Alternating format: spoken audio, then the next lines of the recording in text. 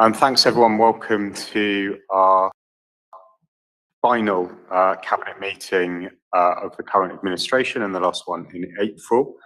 You'll be aware that it's a hybrid meeting, but the majority of people are in the meeting. Jessica, do you want to read out the protocol for remote meetings? Sure. Good evening. Please only speak to invited to by the chair. All participating members are to keep their camera on during the proceedings unless they're having connection issues. If you wish to speak, please raise your hand and direct all communications via the chair.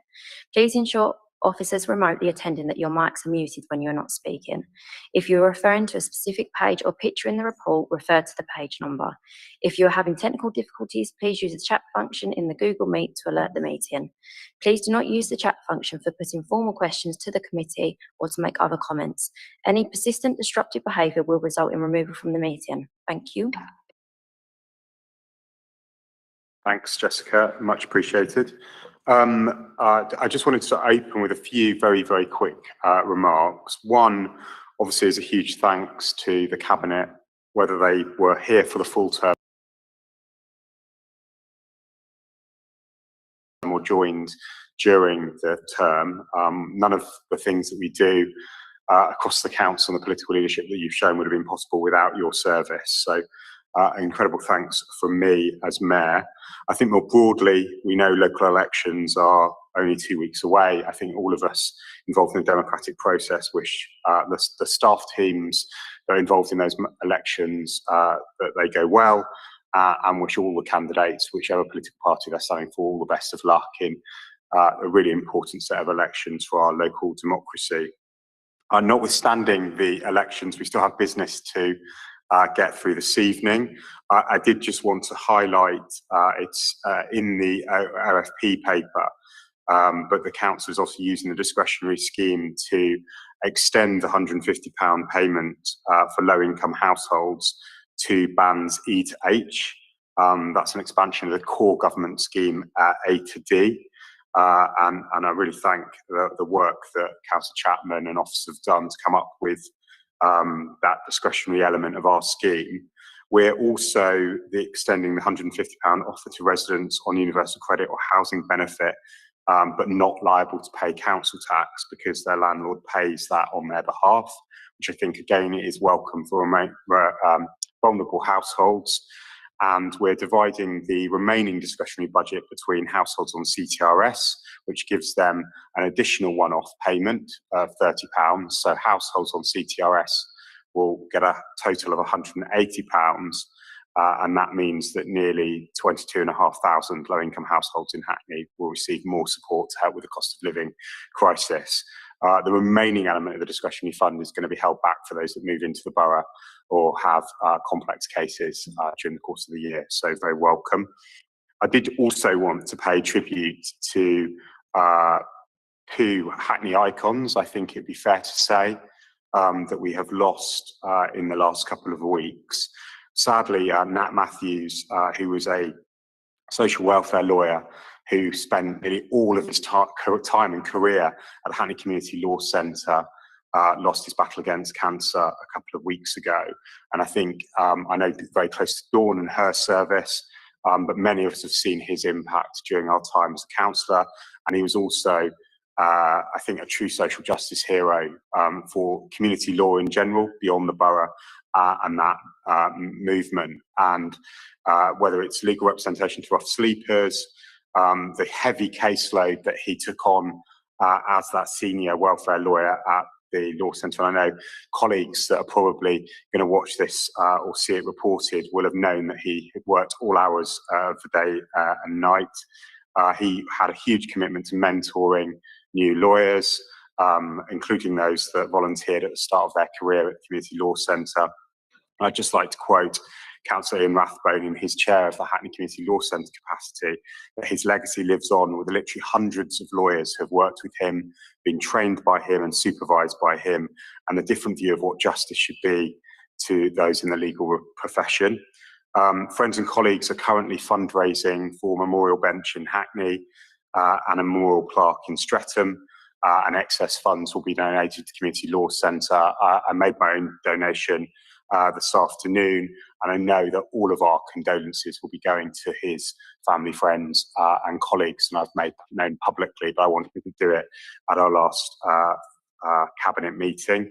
And very personally, I just found Nat an incredible person to work with.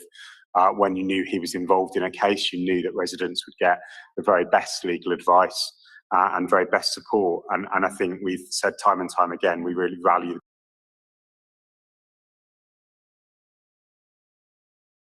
contribution of independent legal advice in this borough and the contribution it makes to our most vulnerable residents.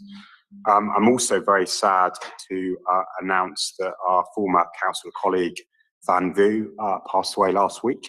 He was the Dalston councillor, the first British Vietnamese councillor in the UK, and the first Vietnamese person awarded an MBE. He fled Vietnam in 1979, did tremendous work to help refugees from Vietnam and Hong Kong settle in the UK. We know him as the founder of the UnViet. We are working through his archive, as I've said before, and making sure that that story of British Vietnamese residents in Hackney is not only preserved, but available for future generations.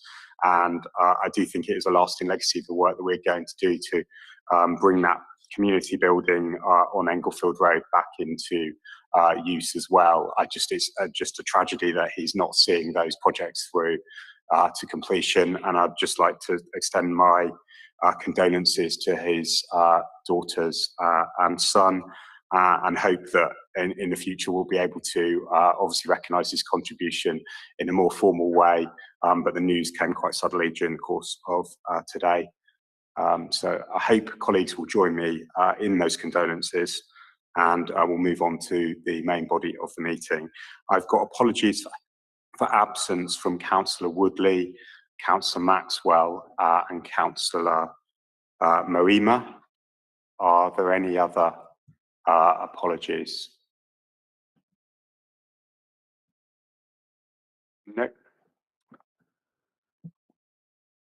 There are no urgent items of business. We are just circulating, I'll come to it, the amendments to the Cabinet paper on the lease of the Metropolitan and St Peter's Way hostels, but I'll come to that in a second. Thanks, colleagues, for sharing it. Are there any new declarations of interest? No. There's no intention to conduct any business in private. No representations have been received, but there is an exempt item related to item 11, where if colleagues want to discuss that later, we'll have to move into exempt session, but I hope that won't be necessary. There are no deputations, questions or petitions that have been received by the monitoring officer. So item 6 is the unrestricted minutes of the previous meeting of Cabinet held on the 28th of February and the 14th of March, because they were too close together to be able to do that formal business. Are we happy to agree the minutes? Thank you. The capital update is obviously briefer, but it does include under item 7 further investment into our town centre sites, and that inclusive regeneration that we've talked about many times here, as well as some works to the council's vehicle depot, 14 Andrews Road. Don't think there's anything else I would particularly highlight, colleagues, to, but as set out, do members wish to debate or discuss the report? No. Are we happy to agree the report? Agreed. So item 8 is the overall financial position, and I kind of warmed Councillor Chapman up with my opening remarks. It includes how we plan to implement the elements of the discretionary scheme around the £150 council tax discount, but I'll hand over to Councillor Chapman. Thank you, Mayor. The report just sets out the overall financial position at the end of the financial year, and I'm pleased to report that we've shown a slight improvement, and we will contain the overspend to the 4.6 million, which is considerably less than the 7.3 million that we reported in August. So if I could thank my colleagues and all the officers, chief officers concerned in that, and managed to keep that under control, and that is recognised in the forward projections for the budget for what is now the current financial year. The report, as the Mayor set out in his introduction, also asked for agreement to the supplementary scheme, which the council is proposing to accompany the £150 reduction in HT council tax band for respective energy charges the government's running. And we've set out what we hope is a comprehensive scheme, partly as the Mayor set out at the front of the meeting, but also as I won't go through it, but as set out in the report. Conscious of the period we're in, I think it's inappropriate to go into too much political detail, but we can say that this will be a great help to residents of the borough, and we've designed it in a way that maximises that. But we can't really say that it goes all the way to replace the loss of the £20 uplift in universal credit that many of our residents are suffering, but will help. I commend the report to Cabinet. Thank you, Councillor Chapman. Any questions or comments? Deputy Mayor Bramble. Thank you, Chair. Just to thank Councillor Chapman, yourself and Ian and the team for the work that's gone on. That supplementary piece of work is critical when, you know, families are thinking about increased costs, whether it's energy or food or all of the other bills that they need to think about coming out of and through the pandemic. I think that it's a way to just support those families that need support, or single people, of course, and just want to again commend the work that's going on. Thank you. Thank you. Councillor Williams.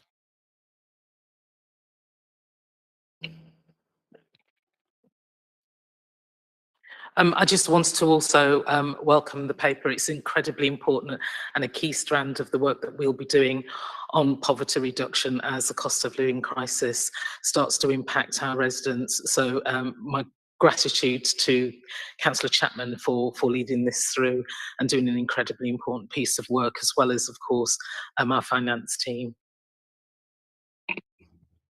Thanks, Councillor Williams. And I think there's an ongoing piece of work in that spirit between the poverty reduction framework that we agreed when we last met, and there is further investment in hardship funding from the government, and we will have to work out how we, around our sort of priorities, invest that in the months ahead.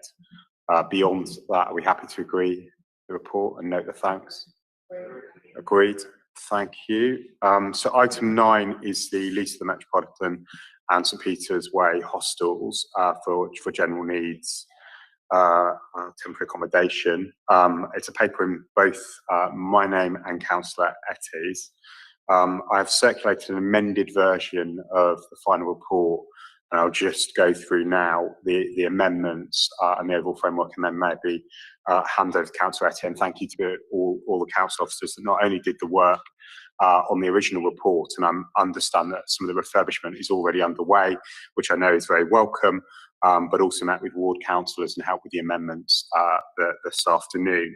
So one amendment is just a sort of admin error of amending the ward name to say de Beauvoir, not Dalston, and I accept responsibility for not spotting that earlier in the process. The further updates are new paragraphs 6.20, 6.21, 6.22, and 6.23 and 6.24. And they're just designed to go above and beyond what the original report said around formal consultations, to make sure that we outline what we're already doing to involve residents of the hostel in the work, but also how through the works and afterwards we keep residents kind of involved and engaged, going beyond our statutory duties. It would take quite a long time to read out the amendments, and I'm not sure I need to do so now they've been circulated in writing and the updated to the minutes, if that's okay.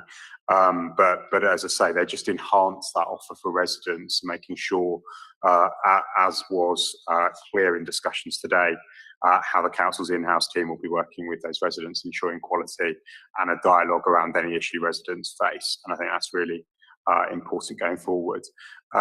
More broadly, this is also part of our wider investment in our temporary accommodation stock, and I really thank Councillor Ette for a very hands-on work with the team that have literally transformed hostels, temporary accommodation, hotel-type settings all across the borough, and obviously we're really proud of the papers that we've bought in recent months around the lease. But Councillor Ette, I'll hand it to you. Thank you, Mayor Glanville. In addition to what you've said, I'd like to say a big thank you to officers, to the great team for putting this together. Metropolitan and St. Peter's Hostel, definitely for those who are not aware, there are 2 privately owned hostels on a single site, and it provides a total of 163 units of self-contained accommodation. I mean, the Metropolitan is a converted hospital built in 1886. There is no doubt we're in need of temporary accommodation, and I think the council has negotiated a rolling program of works, I mean, by upgrading the Metropolitan and also St. Peter's. So having this will provide, provide those in housing needs with improved temporary accommodation within the borough. At least we continue to ensure that we keep our residents within the borough and without the destructive loss of needs units of a closure and refurbishment approach was being taken. And one thing I want to assure Mayor Glanville is in terms of the delivery of the refurbishment, as stated in 6.24, this is being done by council in-house hostel management and caretaker committee, and we will definitely be in contact with the residents. The residents will have a voice, and with regards to what we're doing, they will know what we're doing from time to time. We will keep regular contact with residents and also work with ward councillors, and in terms of to update them on the process of what we are doing. We're very keen to make in terms of health and well-being of our residents, and we will definitely look into that as well as we go on. So I commend the report to the cabinet.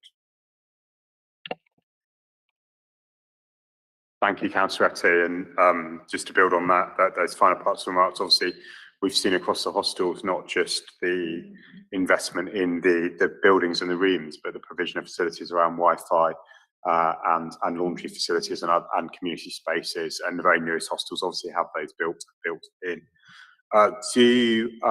There is the exempt appendix, item 12. I'm assuming colleagues don't wish to discuss the exempt appendix.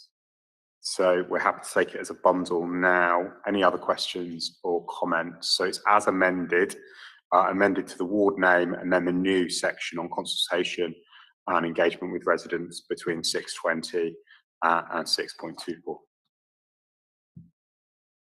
Happy? Agreed. Thanks, everyone. No new items on restricted business.